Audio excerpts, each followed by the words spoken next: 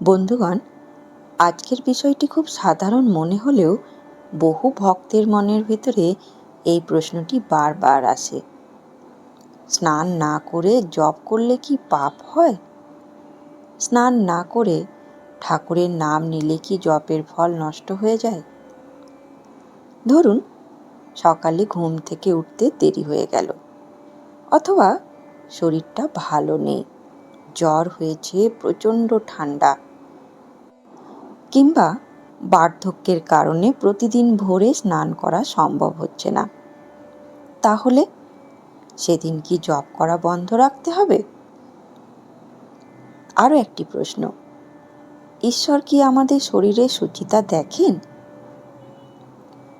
আজকের আলোচনার শেষ পর্যন্ত শুনুন, কারণ আজ আমরা বোঝার চেষ্টা করব জপের আগে স্নান কেন ভালো, আবার কোন অবস্থায় স্নান না করেও নিশ্চিন্তে ঈশ্বরের নাম নেওয়া যায়।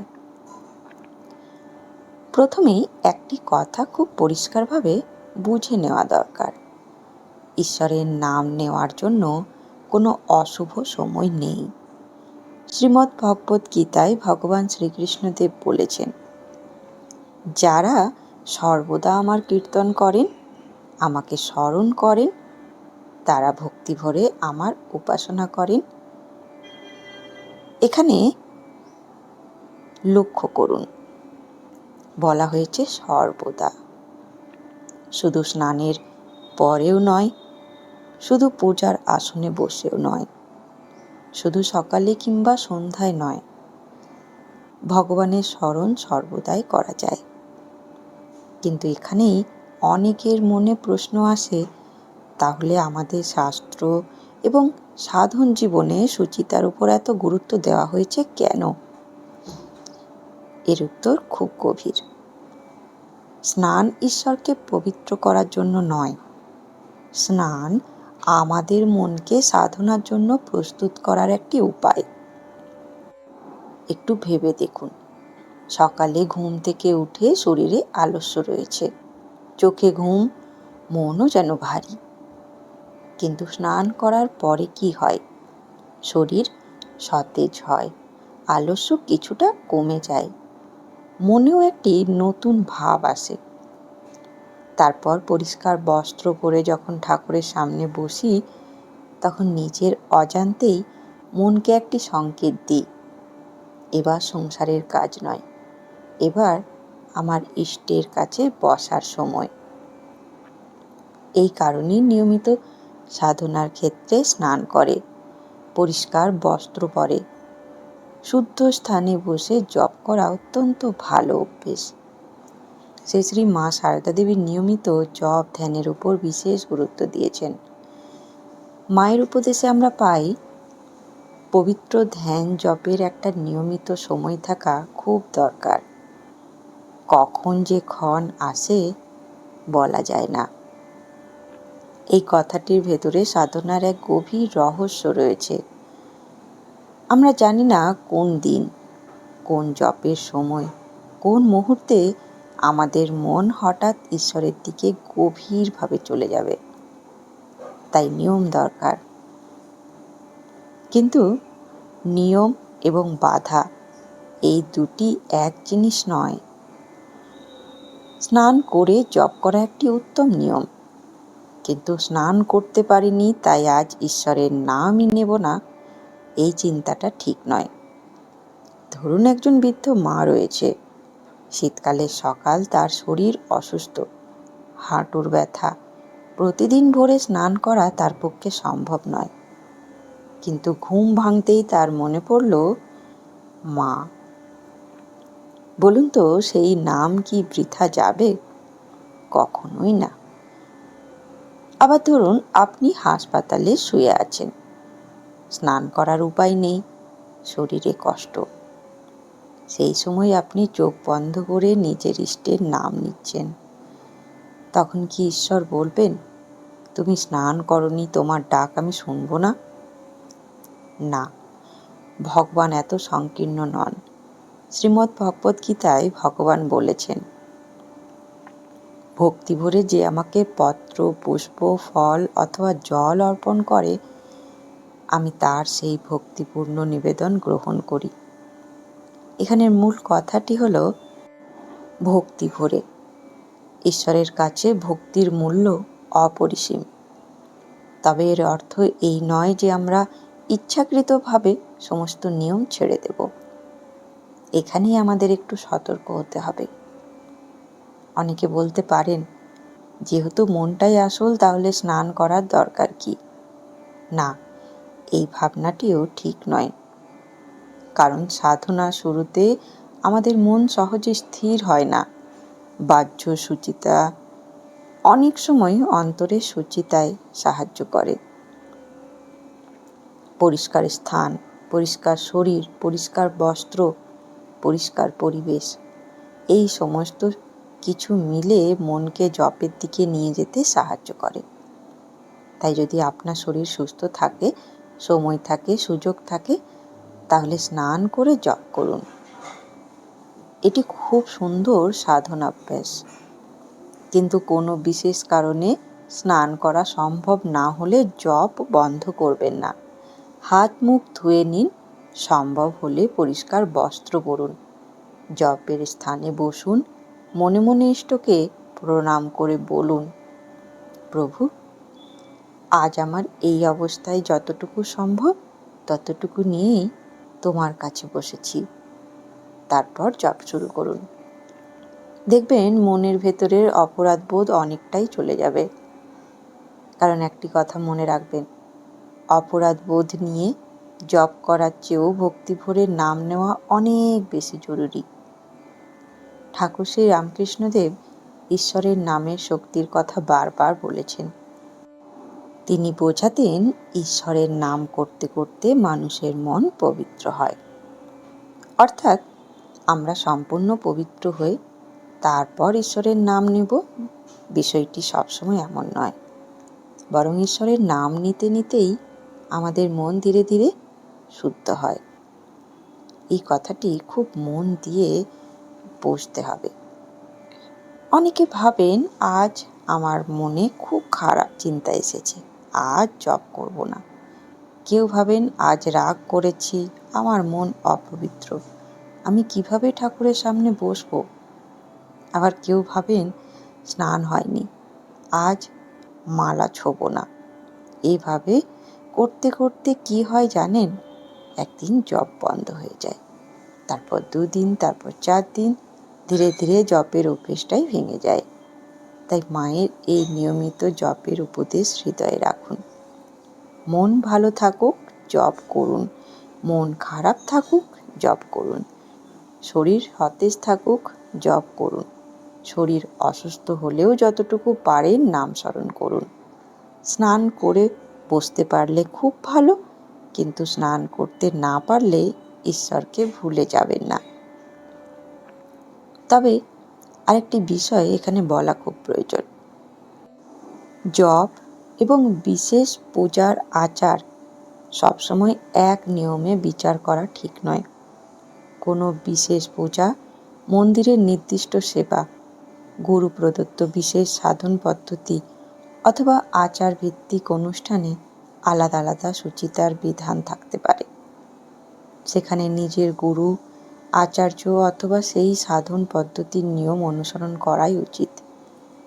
কিন্তু সাধারণভাবে ইষ্টনাম স্মরণ করার ক্ষেত্রে ইষ্টের নাম বন্ধ করে দেওয়া উচিত নয়।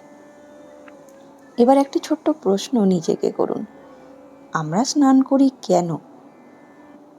শুধু শরীর পরিষ্কার করার জন্য, নাকি ঈশ্বরের কাছে বসার আগে নিজেকে একটু প্রস্তুত করার জন্য? যদি দ্বিতীয়টি সত্য হয়, তাহলে স্নানের সময়ও একটি সাধনা হতে পারে। স্নান করার সময় মনে মনে ভাবতে পারেন, প্রভু, শুধু আমার শরীরের মলিনতা নয়, আমার মনের অহংকার, হিংসা, রাগ, অভিমান সব ধুয়ে দাও। তারপর পরিষ্কার বস্ত্র পরে জপে বসুন। দেখবেন জপের অনুভূতিটাই ধীরে ধীরে বদলে যাচ্ছে। আর যেদিন স্নান সম্ভব নয়, সেদিন মনে মনে বলুন, ঠাকুর, আজ শরীরকে প্রস্তুত করতে পারিনি, কিন্তু মনটাকে তোমার কাছে নিয়ে এসেছি। তারপর নাম নিন। মনে রাখবেন, স্নান জপের সহায়ক, কিন্তু ঈশ্বর স্মরণের দরজা বন্ধ করার কারণ নয়। সুচিতা ভালো, নিয়ম ভালো, আচারও সাধনায় সাহায্য করে, কিন্তু কোনো নিয়ম যেন আমাদের ঈশ্বরের নাম থেকে দূরে সরিয়ে না দেয়। কারণ বিপদের সময় মানুষ প্রথমে কি করে? ভগবানকে ডাকে। কিন্তু তখন কি সে স্নান করে ডাকে? না, হৃদয় থেকে বেরিয়ে আসে সেই ডাক। আর সেই হৃদয়ের ডাকই আমাদের শেখায় ঈশ্বরের সঙ্গে মানুষের সম্পর্ক কেবল বাহ্য আচারের সম্পর্ক নয়, একটি অন্তরের সম্পর্ক। তাই আগামীকাল থেকে সকালে জপে বসার আগে যদি সম্ভব হয় স্নান করুন, পরিষ্কার বস্ত্র পরুন, শান্ত হয়ে বসুন, নিজের ইষ্টকে প্রণাম করুন, তারপর ধীরে ধীরে নাম নিন। আর যদি কোনো দিন স্নান সম্ভব না হয়, নিজেকে দোষী ভাববেন না। হাত মুখ ধুয়ে যতটা সম্ভব পরিচ্ছন্ন হয়ে বসুন। আর সেটাও সম্ভব না হলে চোখ বন্ধ করে মনে মনে ঈশ্বরকে স্মরণ করুন, নাম নিন। কারণ নাম স্মরণের জন্য হৃদয়ের দরজা খোলা থাকাই সবচেয়ে জরুরি। বন্ধুগণ, তাহলে স্নান না করে জপ করার বিষয়ে 5টি সহজ কথা মনে রাখুন। প্রথম কথা, সুযোগ থাকলে স্নান করে জপ করুন। সকালে স্নান করা সম্ভব হলে স্নান করুন। পরিষ্কার বস্ত্র পরুন, একটি নির্দিষ্ট আসনে বসুন। এতে শরীর সতেজ হবে এবং মনকে জপের জন্য প্রস্তুত করা সহজ হবে। দ্বিতীয় কথা, স্নান না করতে পারলে ঈশ্বরের নাম বন্ধ করবেন না। অসুস্থতা, বৃদ্ধাবস্থা, ভ্রমণ, অত্যাধিক শীত, শারীরিক দুর্বলতা অথবা কোনো বাস্তব অসুবিধে থাকলে মনে মনে নাম করুন। ঈশ্বর স্মরণ থেকে নিজেকে দূরে সরিয়ে দেবেন না। তৃতীয় কথা, অন্তত হাত মুখ ধুয়ে নিজেকে একটু প্রস্তুত করুন। যদি পূর্ণ স্নান সম্ভব না হয়, হাত মুখ ধুয়ে নিন। সম্ভব হলে পরিষ্কার বস্ত্র পরুন, শান্ত জায়গায় বসুন। এটি মনকে একটি সংকেত দেয়, এবার আমি ঈশ্বরের কাছে বসেছি। চতুর্থ কথা, যান্ত্রিক জপের চেয়ে সচেতন জপের চেষ্টা করুন। মালা ঘুরছে, কিন্তু মনে বাজারের হিসেব, মুখে নাম কিন্তু মনে কারুর প্রতি রাগ। এমন হলে নিজেকে দোষ দেবেন না, শুধু মনকে আবার ফিরিয়ে আনুন। 1 বার 2 বার 100 বার, মন চলে গেলে 100 বার ফিরিয়ে আনুন। এই ফিরিয়ে আনাটাও সাধনা। পঞ্চম কথা, জপকে শাস্তি নয় আশ্রয় ভাবুন। ভাববেন না আজ আমাকে 108 করতেই হবে, না হলে পাপ হবে। ভাবুন, সারা দিনের মধ্যে এই কয়েকটি মুহূর্ত আমি আমার ঠাকুরের কাছে বসবো।